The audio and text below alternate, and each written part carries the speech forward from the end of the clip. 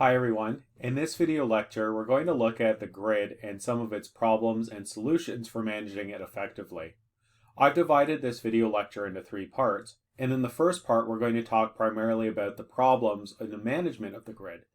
When we talk about the grid, we're essentially just talking about all of the parts that contribute to a modern electricity system. Everything from the power plants that produce to the consumers like the businesses and homes that need it, and the interconnections between those parts.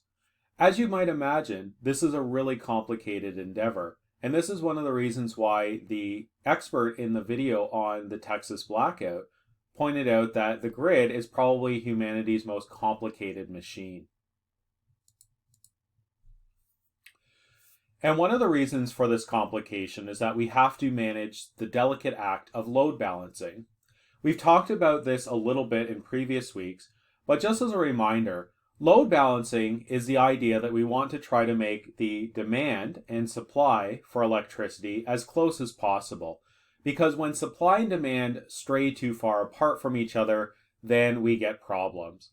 The problems that we get depend on whether we have too much supply or too much demand. When we have too much supply, this leads to the problem of curtailment.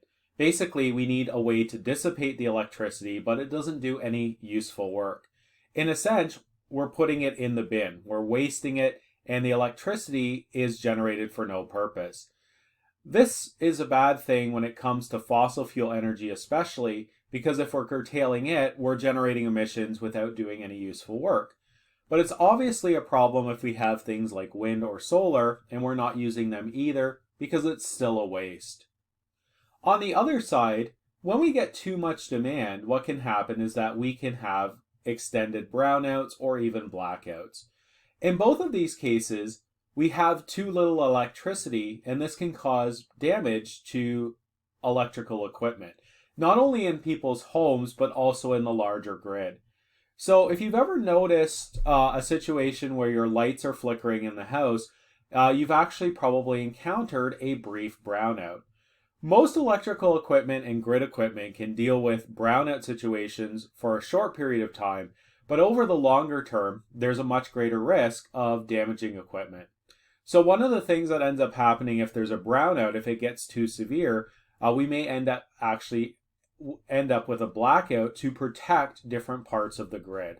And we'll get into that issue in a couple of slides. One of the reasons why we have blackouts is that there's some kind of grid failure. One of the parts isn't working, or the connections between the parts isn't working. One of the most common reasons why this happens is basically there's damage between the lines that connect power plants, homes, or consumers. So if a tree falls on a power line, it brings it down.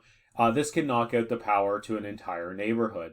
This can be quite serious, of course, when we have serious storms and we see a lot of those power lines being taken out.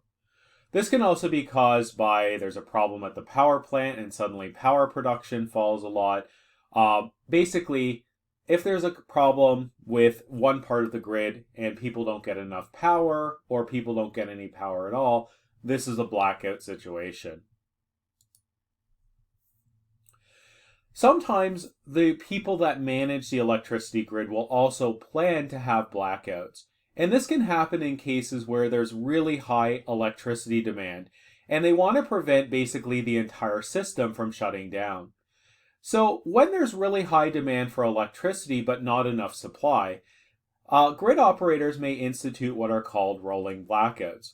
So what ends up happening is that different parts of the grid will essentially completely lose power so that there's going to be enough electricity for the other people. And after an hour or two, the people who've lost power get it back, and the grid operators will shut down another part of the grid. So this can happen when there's really high demand and there's not enough electricity. And the reason why there's rolling blackouts is that they often cause fewer problems than more extended ones. So for example, if your fridge isn't working for 2 hours but you keep the door closed, the food is probably going to be fine. But if you have a blackout for 24 hours, then the food in the fridge is probably going to spoil. So the idea behind rolling blackouts is that they help manage the grid in times of really high demand, and they keep the blackouts short to try to prevent problems that would happen from more extended blackouts. Another interesting thing is that blackouts can also be caused by the grid working as it's expected. And we've had a number of very large blackouts in recent history, such as the giant blackout in Texas in 2021, which is covered by the Vox video, as well as a large blackout that hit big parts of Ontario and the United States in 2003. So what ended up happening in this situation is that basically a bunch of sensors for different components of grid equipment sensed that they weren't getting enough power. And because not getting enough power can cause a brownout and can cause equipment failure, a lot of those pieces of equipment ended up shutting down. This ended up cascading and sending signals to closely located pieces of equipment. So they were getting the same message saying, we don't have enough power, we need to shut down to protect ourselves. And what ended up happening in the case of the giant Ontario, United States failure is that there was a software glitch and it triggered all of these sensors to shut down the grid. In this case, this was a more catastrophic blackout because it did last for several days in parts of these locations, but it actually did protect the equipment in the grid. If the equipment in the grid had basically been destroyed or failed to work, repair could have taken weeks or even months. So as bad as a blackout that lasted for days for some people was, obviously that's a lot better than a blackout that lasts for weeks and months. Something similar happened in Texas as well.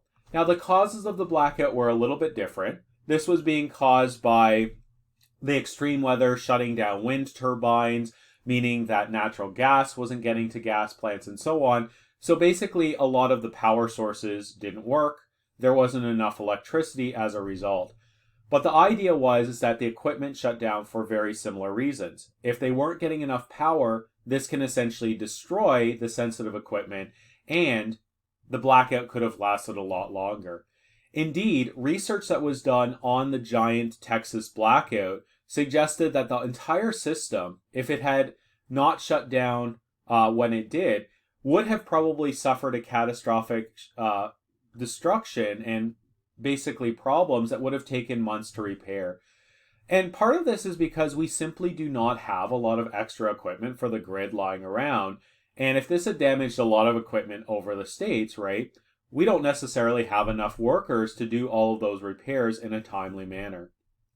So Texas basically got lucky. This could have been a lot worse problem if the system hadn't essentially shut down its components. But obviously, as the video also explained, we want to prevent this problem from happening in the first place. And doing things that will protect the grid from losing power, in this case, winterization to protect from cold temperatures, would also be quite essential. So we need to think about the kinds of problems that the future grid is going to face, like disasters, so that we can essentially protect against them. Now, a very different kind of problem can also affect the grid when there's large amounts of solar power, as there is in states like California currently. And this chart explains the duck problem in a little bit more detail.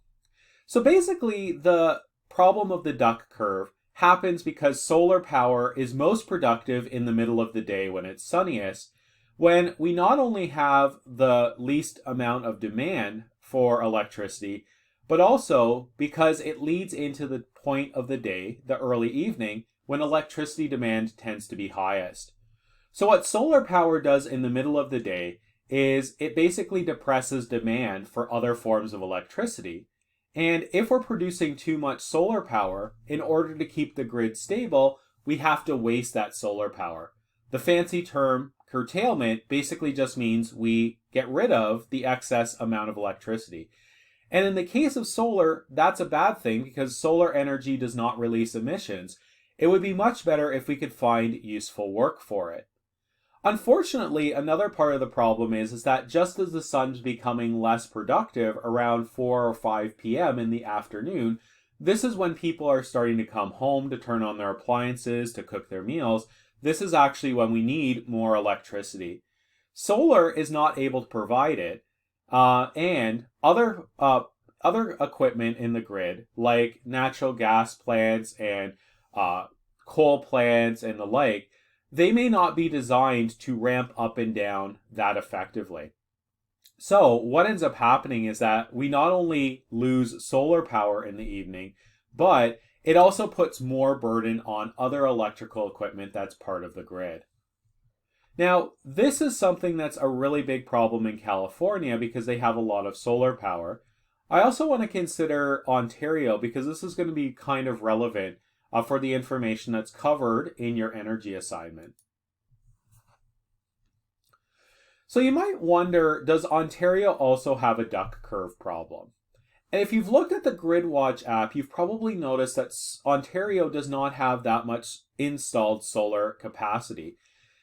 The duck problem is basically an issue where you have a lot of solar power generation. So because Ontario is not generating a lot of power in this way, we don't get the extreme dips in the middle of the day, followed by that extreme ramp up that happens in the evening. But one of the things that we need to be aware of is that if Ontario does decide to install a lot more solar capacity than we currently have, then the duck problem is going to be more severe. And we'll see that same problem that we see in California, where we're producing a lot of energy in the afternoon when we don't need it as much, and we have not enough power perhaps later in the evening when electricity demand tends to go up. So the problem with California is that they've installed a lot of solar power because they're a very sunny location. They're much more consistently getting electricity from their panels, and this is because they're also in much sunnier areas. So a lot of California's solar installations are in desert environments which don't have a lot of cloud cover. They much more consistently produce energy in that kind of environment. So the duck curve problem becomes a bigger issue when we install more solar power, and that equals two problems: that we might have to curtail or waste that power in the middle of the day, and it also means that we're going to have to try to find more power from other sources and to ramp up those sources if other sources of electricity are available. So all of this means it's not ideal. Wasting and putting stress on other part of the grids is not an ideal for us to manage our electricity systems. Now you might also wonder if other forms of renewable electricity can create duck problems. In Ontario, we might wonder if wind turbines and wind electricity cause this issue. And they don't exactly cause a duck problem because wind is more variable in how it's produced over a day. So every single day we know that solar electricity is going to be most productive during the sunniest part of the day. Even on the cloudiest days, it's going to produce more power at 2 or 3 p.m. roughly. So basically the afternoon is when solar tends to be most productive. With wind, it tends to go up and down over the course of the day a little bit more randomly. So the patterns for wind aren't necessarily as predictable. Nonetheless, wind does have a similar problem as solar in that we can overproduce it and need to curtail it.